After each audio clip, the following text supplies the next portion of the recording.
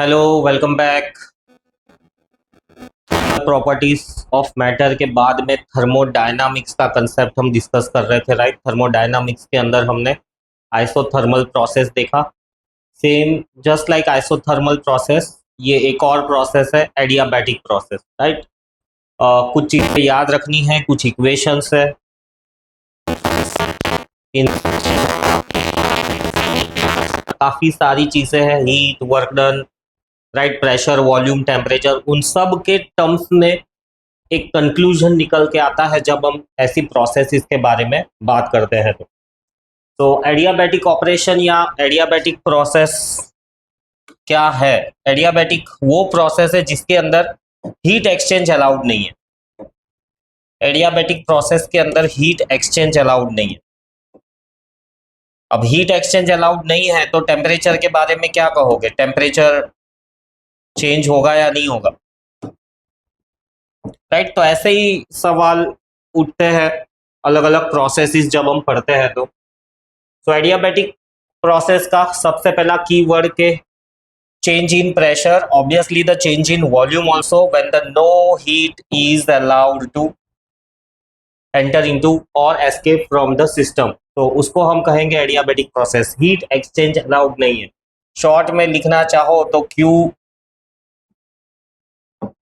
Q is equals to constant, और Q के exchange allowed नहीं है तो dQ will be equal to 0। When a gas in an enclosure is compressed suddenly, तो compress करोगे तो हीट प्रोड्यूस होगी, plus heat will be produced, right.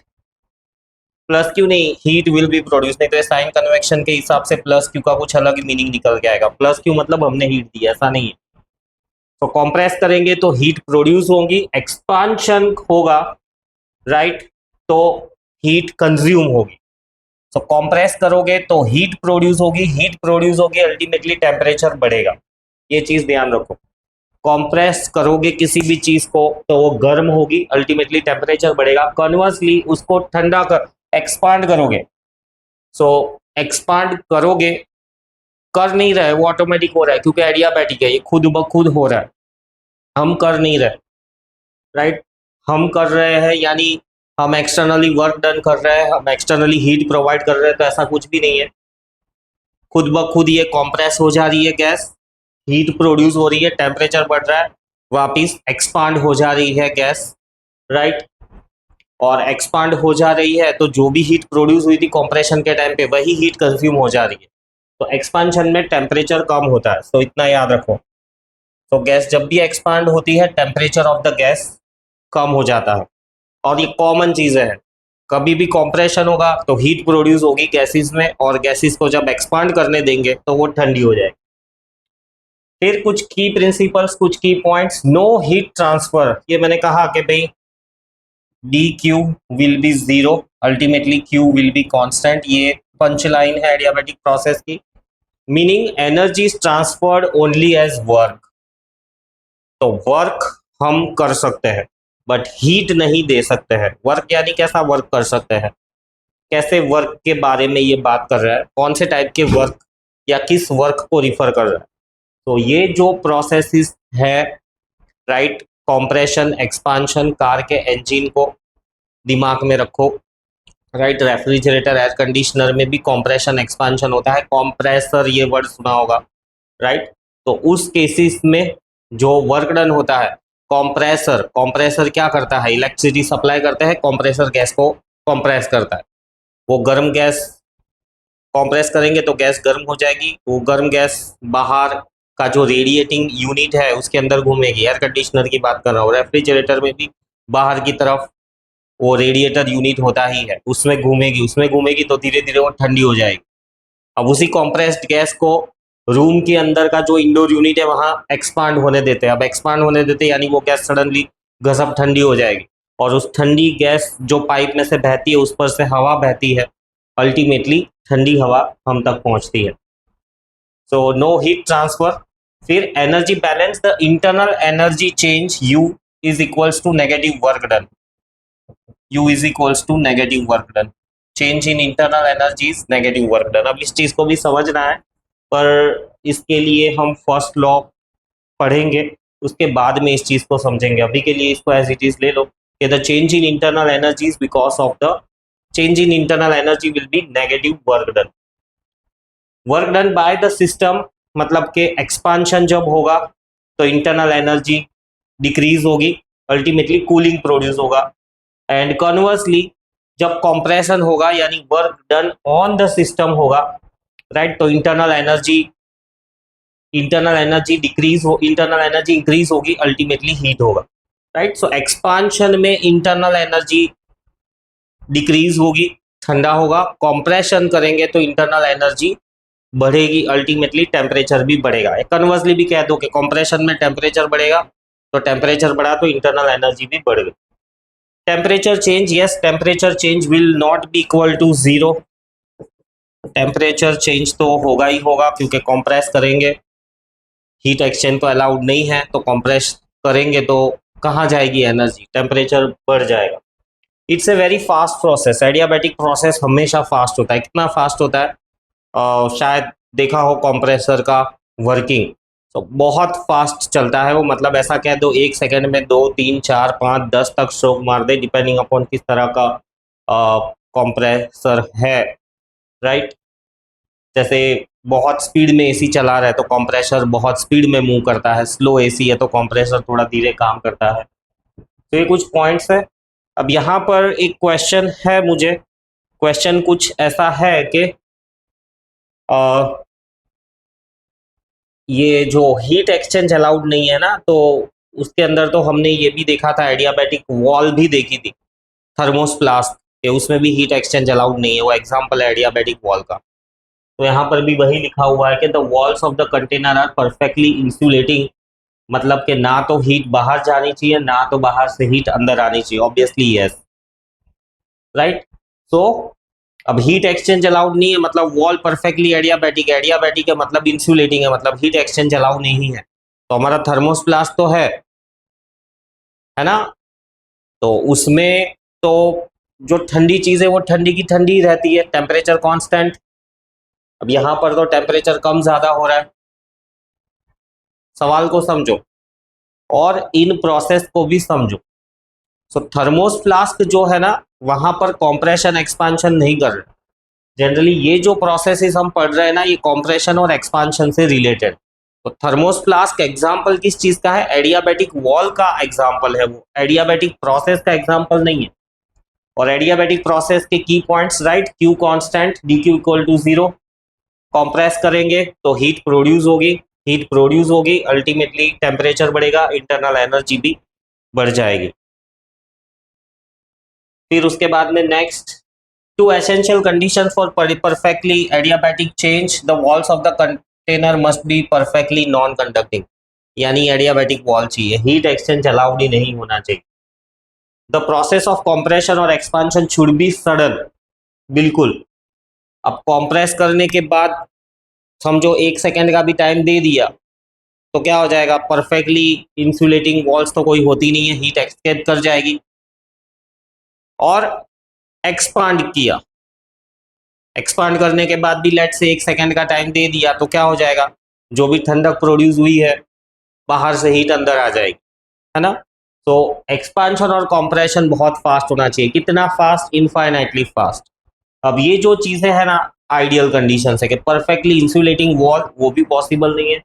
Should be sudden, कितना सडन, इनफाइनाइट सडन, वो भी पॉसिबल नहीं है, कुछ ना कुछ रेस्ट्रिक्शन तो है ही है कि जो कंप्रेसर वर्क करता है, अप एंड डाउन होता है, कंप्रेस करता है गैस को, उसको ही कंप्रेसर कहते हैं, राइट। तो वो लिमिटेशंस होती है, ऐसा इनफाइनाइट स्पीड पे काम नहीं कर सकता। So ultimately perfectly adiabatic change या एडियाबैटिक प्रोसेस पॉसिबल नहीं है। Some examples of nearly perfect मतलब तुम ऑब्जर्व कर सकते हो, क्या ऑब्जर्व कर सकते हो, ये फिनोमिनन के भाई कंप्रेशन में गर्म होना और एक्सपांशन में ठंडा होना।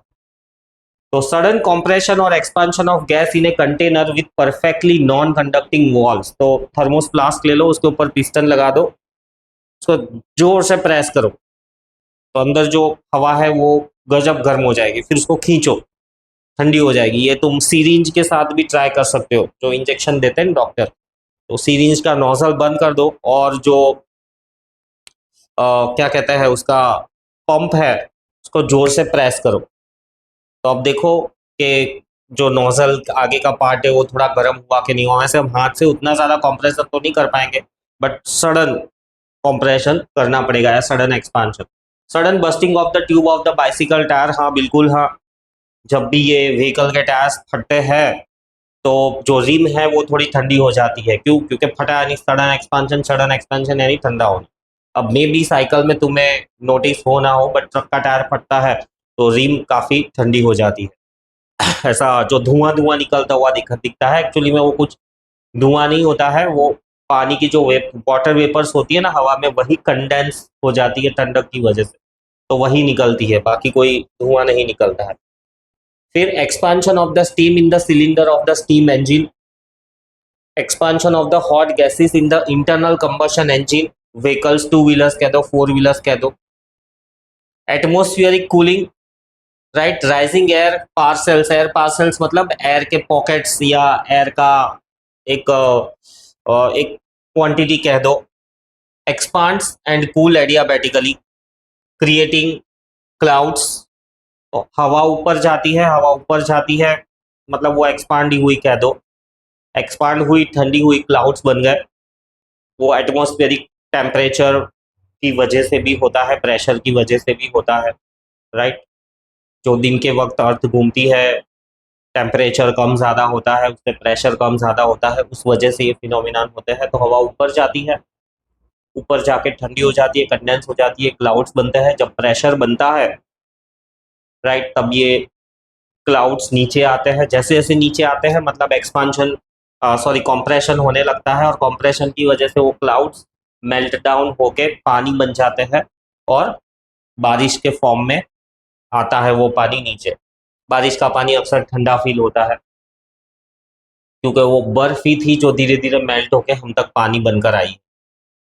इंटरनल कंबशन इंजन में भी, इंटरनल कंबशन इंजन यानी हमारे टू व्हीलर्स फोर व्हीलर्स के इंजन भी, उसमें भी सेम ही है। Rapid compression of the fuel air mixture, और फिर वो जलता है और एक्सपांड होता है और वो सब चीज़ों से हमारा इंजन काम करता है। रेफ्रिजरेटर्स प्योरली, प्योरली तो नहीं बट हाँ एडियाबैटिक प्रोसेस भी इन्वॉल्व है। किस तरह से उसको थोड़ा हम आगे देखेंगे, बट ये सब कुछ चीज़ें हैं जहाँ पर ये एडियाबैटिक प्रोसेस पूरी तरह से नहीं तो या तो एटलीस्ट उन प्रोसेस इसका हिस्सा है। फिर और आगे एडियाबैटिक कर्व, एडियाबैटिक कर्व वो कर्व है जो एडियाबैटिक प्रोसेस को रिप्रेजेंट करता है, right. State one, state two, P1 V1 T1 से P2 V2 T2, PV curve. फिर equation of the adiabatic process, adiabatic process के लिए ये इक्वेशन है, PV raise to the power gamma is equals to constant. Ideal gas equation कह दो इसको, equation of the adiabatic process कह दो, या ideal gas equation of adiabatic process कह दो। फिर slope of the adiabatic curve, तो इसी चीज को डिफरेंशिएट करो। ये जो कर्व है ना उसी का इक्वेशन है ये, और उसी को हम जब डिफरेंशिएट करेंगे तो हमको स्लोप मिल जाएगा। So let's differentiate P as it is, differentiation of V raise to the power gamma minus 1, right, dV plus V raise to the power gamma as it is, P का differentiation 1 और dP is equals to, constant का differentiation तो 0 होता है। So V raise to the power gamma dP is equals to minus P gamma V raise to the power gamma minus 1 dV। Slope मतलब perpendicular upon base यानी dP by dV। सो इसको solve करें तो dP by dV क्या मिलेगा, dP by dV मिलेगा minus P gamma V raise to the power gamma minus 1 upon V raise to the power gamma, right. ये ultimately solve करेंगे तो हमको मिलेगा minus gamma P by V, P by V, हाँ ये मिलेगा। So ये है स्लोप ऑफ एडियाबैटिक कर्व। फिर नेक्स्ट पॉइंट है in adiabatic change specific heat of the gas is zero. Specific heat of the gas, thermal properties of matter में discuss किया था। क्या डिस्कस किया था कि भाई गैसेस की जो स्पेसिफिक हीट होती है ना, तीन तरह की होती है। एक तो मास के टर्म्स में पर केजी, और दूसरी मोलार। मोलार में दो तरह की होती है, सीपी और सीवी। तो यहाँ पर एडियाबैटिक प्रोसेस है, तो स्पेसिफिक कैपेसिटी हमको कैसे मिलेगी? सो इक्वेशन कुछ ये है कि Q is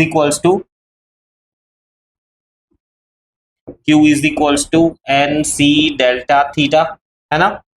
an C delta theta, तो हमको स्पेसिफिक कैपेसिटी ढूंढनी है, तो specific capacity will be Q upon n delta theta. But Q ही जीरो है, तो Q इन्वॉल्व ही जीरो है, तो अल्टीमेटली C भी zero. So specific capacity adiabatic process में, राइट, जो गैसेस है उनकी स्पेसिफिक हीट कैपेसिटी होगी जीरो। फिर next, work done in adiabatic process. फिर यहां पर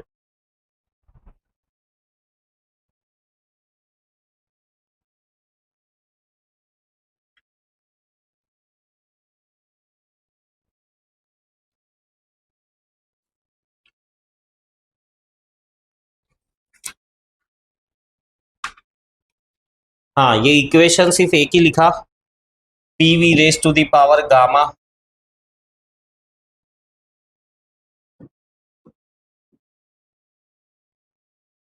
पर तीन अलग अलग इक्वेशंस है उसके। दूसरा वाला कौन सा है? P V raise to the power gamma is equals to constant. फिर T V raise to the power gamma minus one is equals to constant, right. ये टेम्परेचर और वॉल्यूम के टर्म्स में। फिर दूसरा वाला है प्रेशर और टेम्परेचर के टर्म्स में। So P raise to the power gamma minus one T raise to the power gamma is equals to constant. तो ये तीन इक्वेशंस है एडियाबैटिक प्रोसेस के।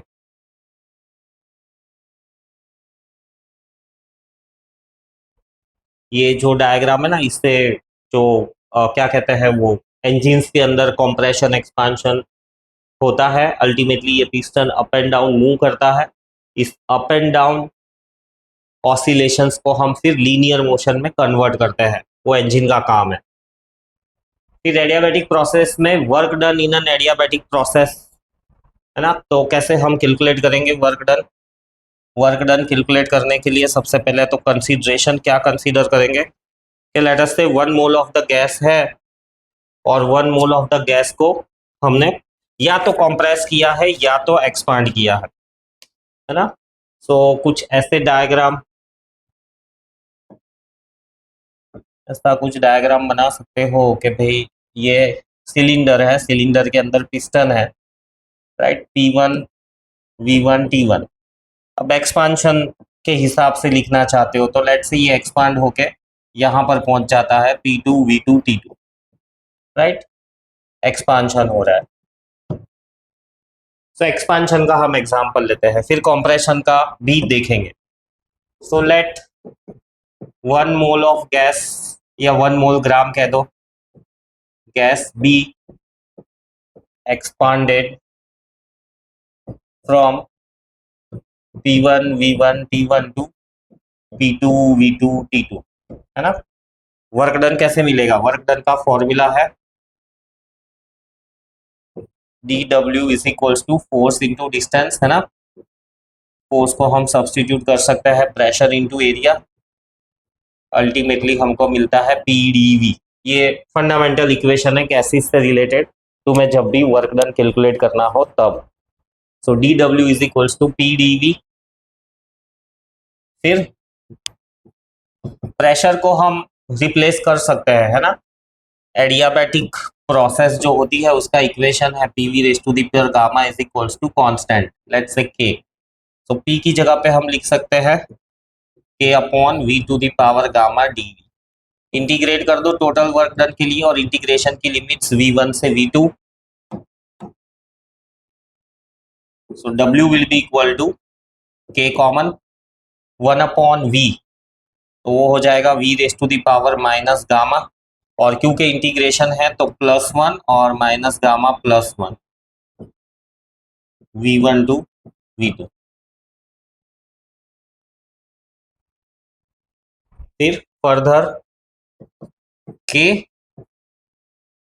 Upper limit minus lower limit upon 1 minus gamma.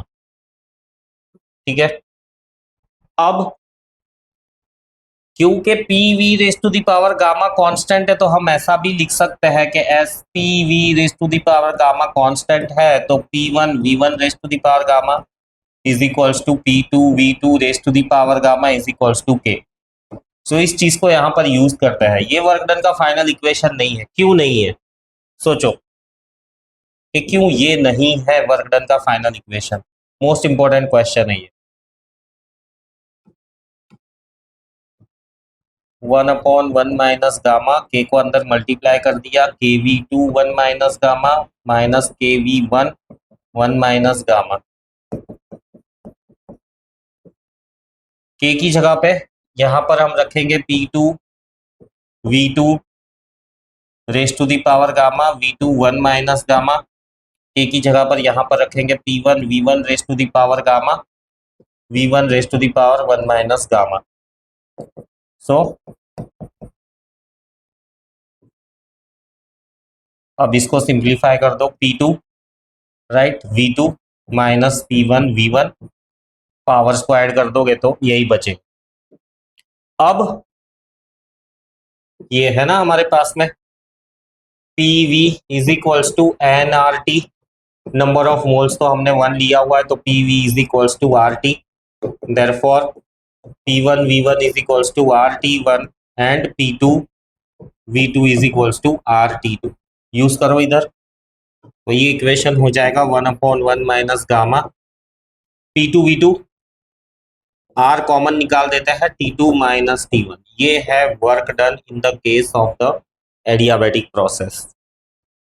बोलो, और work done में से equivalent heat calculate करनी है राइट।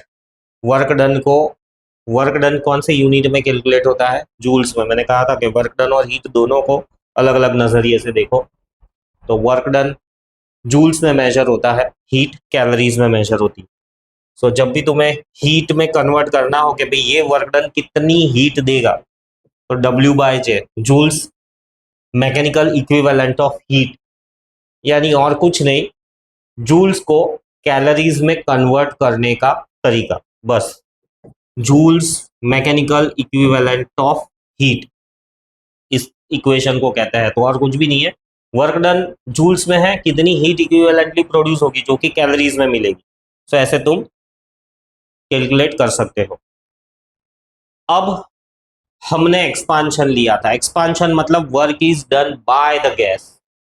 इसके बारे में ये दो सवाल मेन डिस्कस करने हैं। दोनों सवालों के लिए थोड़ी सी जगह।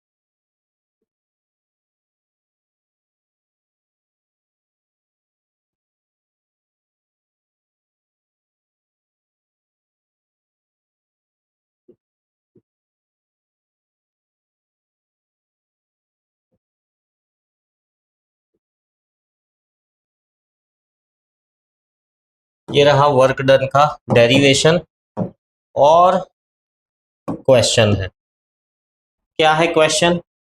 हमने तो एक्सपांशन किया राइट। सो इसका मतलब यही है, एक्सपांशन मतलब work is done by the gas. By the gas मतलब work done must be negative. तो क्या हमको इस इक्वेशन को एनालाइज करेंगे तो वर्क डन नेगेटिव मिलेगा? चलो देखते हैं right. 1 minus gamma, gamma is always greater than 1, है ना। So negative T2 minus T1 को एनालाइज करो, T2 ज्यादा होगा या कम होगा? सो एडियाबैटिक प्रोसेस में इंटरेस्टिंग बात यह है कि जब एक्सपांशन होगा ना, तब देखो 1 माइनस गामा तो नेगेटिव ही है, और T2 छोटा होगा एक्सपांशन में, T1 बड़ा होगा, है ना? तो ये छोटा है, दोनों नेगेटिव नेगेटिव कैंसिल होके प्लस हो जाएंगे, तो वर्क डन एक्सपांशन में जो वर्क डन होगा, राइट, वो नेगेटिव होगा. Work done in adiabatic expansion is negative. Positive 1 minus gamma भी नेगेटिव ना, क्योंकि गामा 1 से बड़ा ही होता है. T2 छोटा है, T1 बड़ा है, तो ये भी नेगेटिव, तो दोनों नेगेटिव नेगेटिव प्लस हो जाएंगे. And conversely work done in adiabatic compression is positive. तो ये चीज भी याद रखनी है, एडियाबैटिक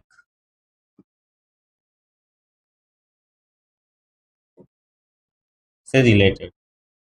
फिर एक और क्वेश्चन है इसी से रिलेटेड, एडियाबैटिक प्रोसेस से ही रिलेटेड, कि अब एडियाबैटिक प्रोसेस तो हमको देखो वॉल्यूम के टर्म्स में भी हम वर्क डन ढूंढ सकते हैं, पर क्यों हमने टेम्परेचर के टर्म्स में ही वर्क डन ढूंढा?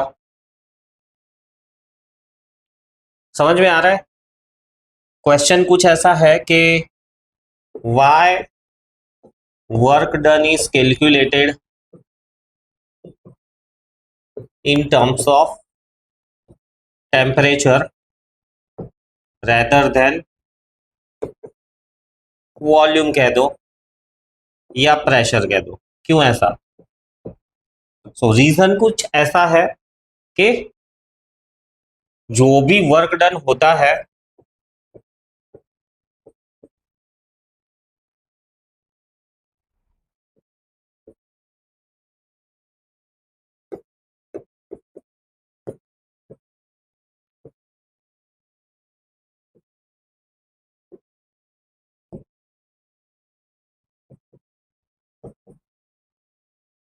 इससे भी बेटर सेंटेंस बना सकते हैं हम.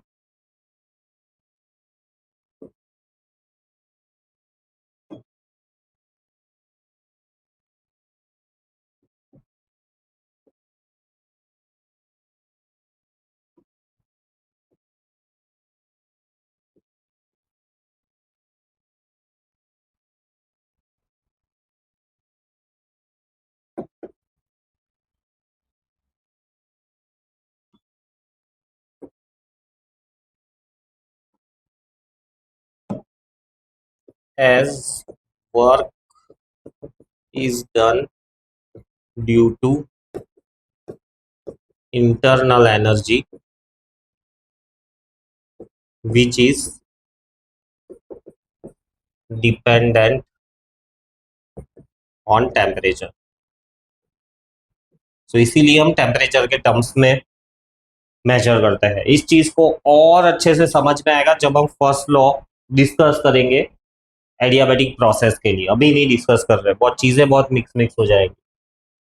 तो ध्यान रखो, बिकॉज जो भी वर्क डन हो रहा है ना, एक्सपांशन कंप्रेशन, बाहर से तो हीट नहीं मिल रही है, वो खुद की ही हीट से एक्सपांड हो रहा है, खुद की ही हीट से कंप्रेस हो रहा है, और कंप्रेशन में हीट बढ़ जा रही है, एक्सपांशन में हीट कम हो जा रही है.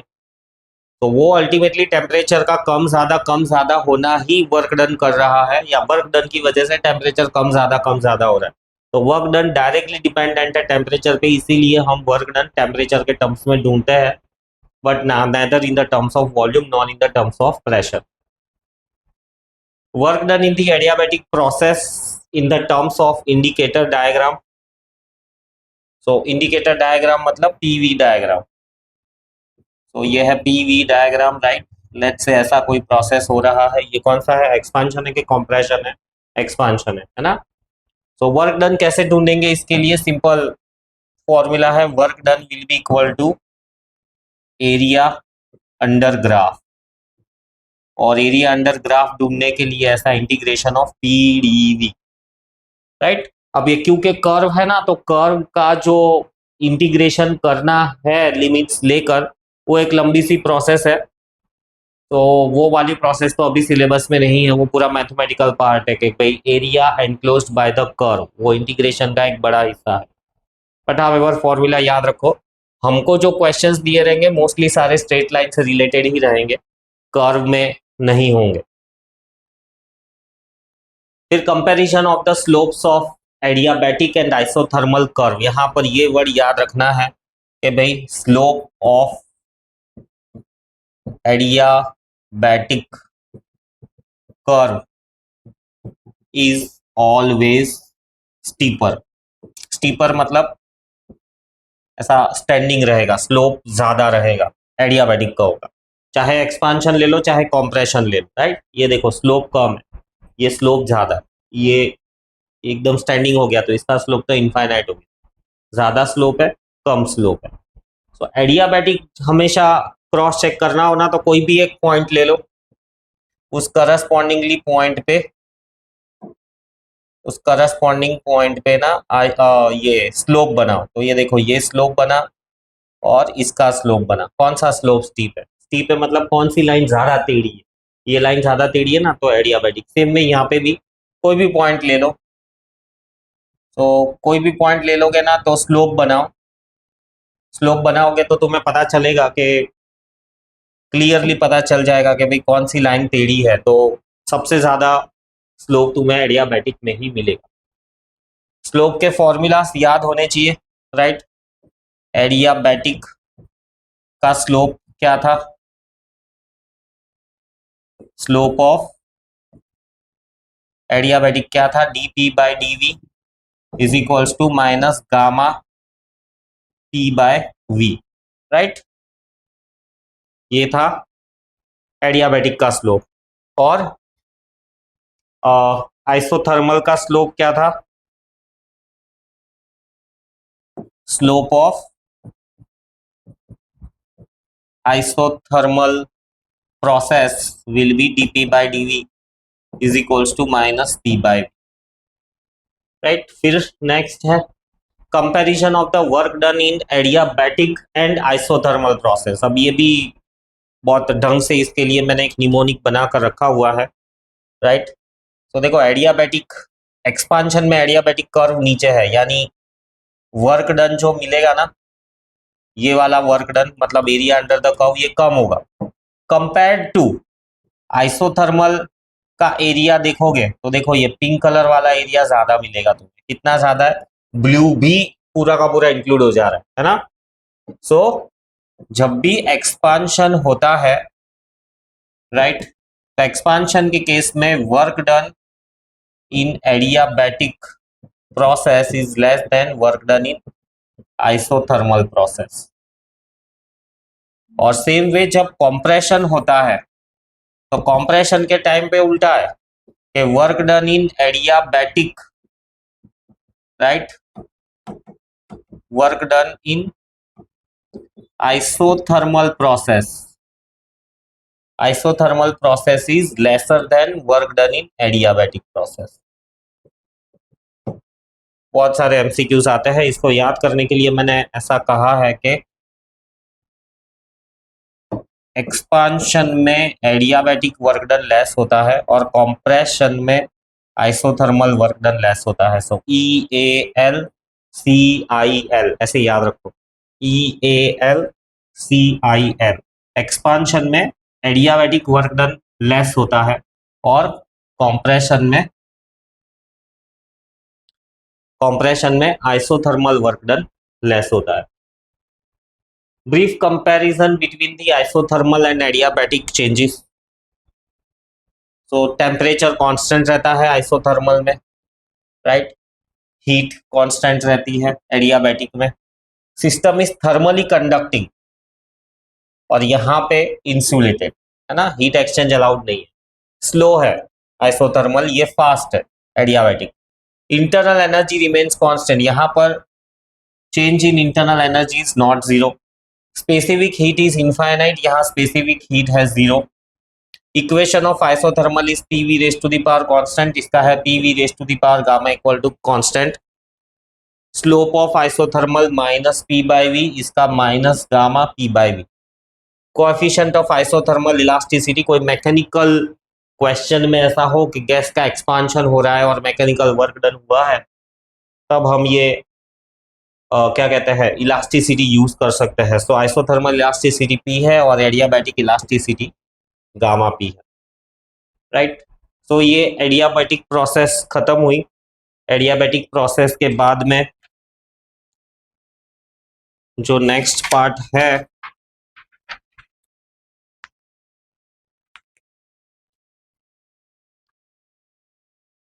वो है आइसोकोरिक एंड आइसोबारिक प्रोसेस। तो आइसोकोरिक और आइसोबारिक प्रोसेस देखते हैं।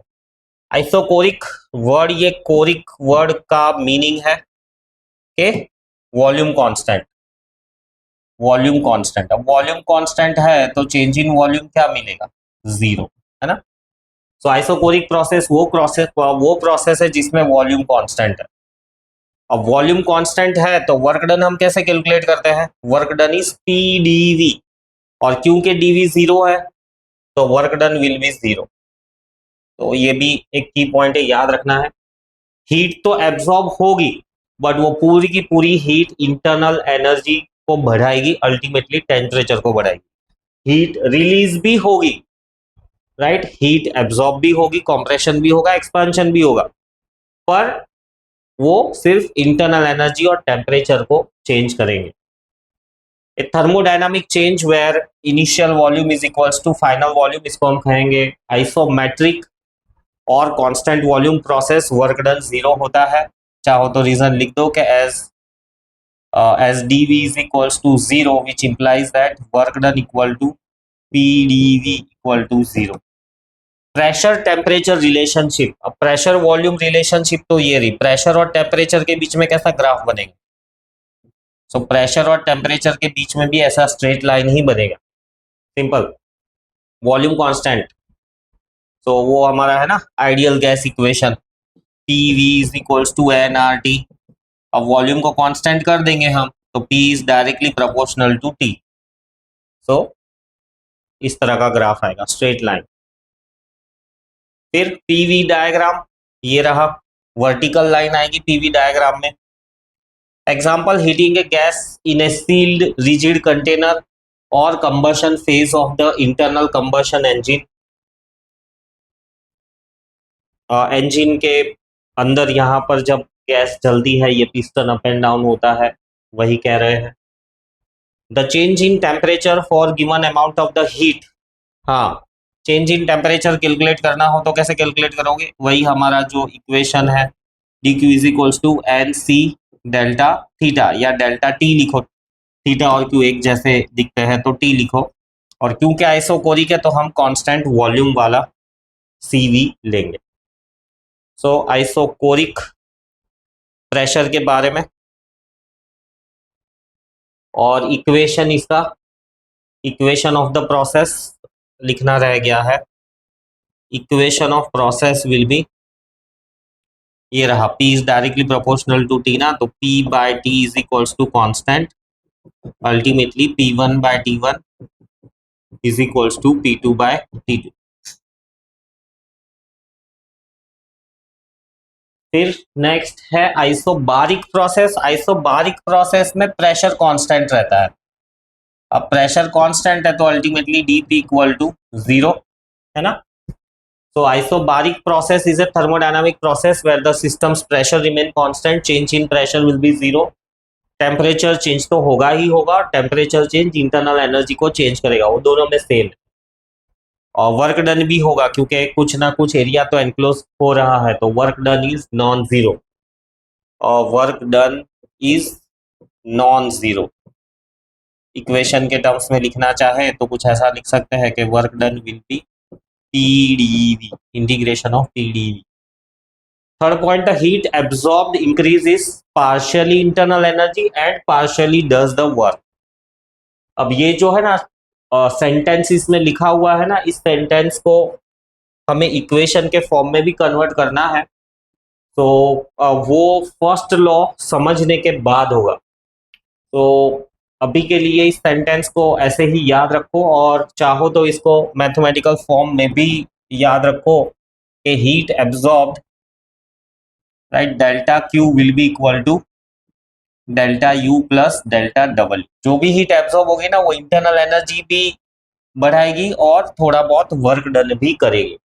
Change in temperature for a given amount of the heat is determined by the specific heat at the constant pressure. तो यहाँ पर अगर आइसोबारिक प्रोसेस है तो जो हीट का फॉर्मूला है NCP/dt, ये वाला यूज करेंगे, कांस्टेंट प्रेशर वाला। वर्क डन के लिए ये यूज करेंगे। पीवी ग्राफ, हॉरिजॉन्टल लाइन होता है PV graph, right. Correspondingly pressure और टेम्परेचर का ग्राफ चाहिए मुझे तो कैसा मिलेगा, राइट, पीवी ग्राफ लिख दिया। तो अगर मुझे प्रेशर और टेम्परेचर का ग्राफ चाहिए तो आइसोबारिक में कैसे होगा, प्रेशर और टेम्परेचर का ग्राफ कैसा होगा। सो